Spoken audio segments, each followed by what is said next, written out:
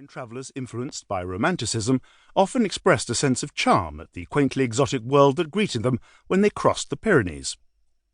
"What a country is Spain for a traveller!" exclaimed Washington Irving, "where the most miserable inn is as full of adventure as an enchanted castle, and every meal is in itself an achievement." Something of the same spirit survived as late as 1949, when the travel writer Patrick Leigh Fermor jumped at the suggestion that he should contribute to a new series on travellers and explorers. In a letter to Edward Shackleton, the son of the Antarctic explorer, Fermor proposed a biography of Cortés's impetuous companion Pedro de Alvarado, framing his proposed subject in terms that sharply evoke William Prescott. "The story is so exciting," wrote Fermor, "that it would be impossible to turn it into a bore.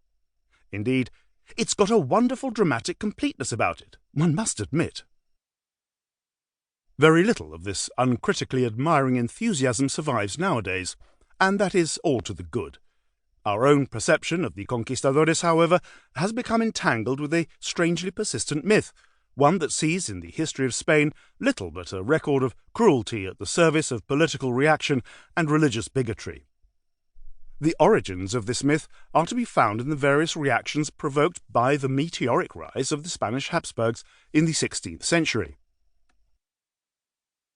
Since the phenomenon coincided with the rapid spread of print, it is no surprise that the Spanish Habsburgs became the first victims of the propagandists. The trend reached a high point in 1581 with the publication of The Apology of William the Silent, Prince of Orange, a skillful diatribe in which the leader of the anti-Spanish Dutch revolt sought to rally support for his cause with a damning depiction of everything Spanish. His particular bête noire was Charles V's son and heir, Philip II, whose crimes were alleged to range from duplicity and adultery to incest and the murder of his wife and son. And, of course, the Conquistadores were always at the centre of these allegations.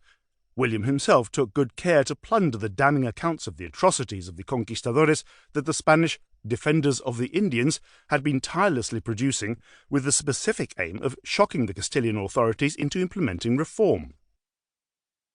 Foremost among them was Bartolomé de las Casas' sensationalist polemic, A Most Brief Account of the Destruction of the Indies, destined to capture the European imagination for centuries to come, not least through the visual aid afforded it in vivid engravings by Théodore de Brie.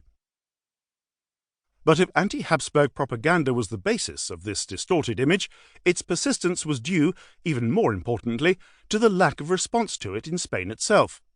For by the time that the anti-Habsburg myths began to prevail, Spain, and those who wished to defend her interests, had become increasingly obsessed with the irksome question of decline. The soul-searching literature of those self-appointed analysts of the ills of the Spanish Habsburg monarchy, the arbitristas, hardly provided an answer to the negative polemics that became so dominant.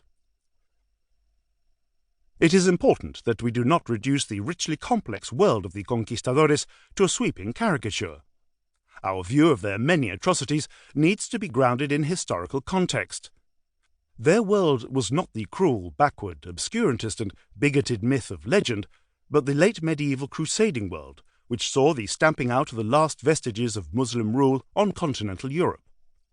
In the wake of the capture of Granada and the expulsion of the Jews from Spain in 1492, Europeans were unexpectedly faced with the challenge, at first gradual but ultimately unavoidable, of having radically to redraw the map of the known world in order to accommodate a new reality.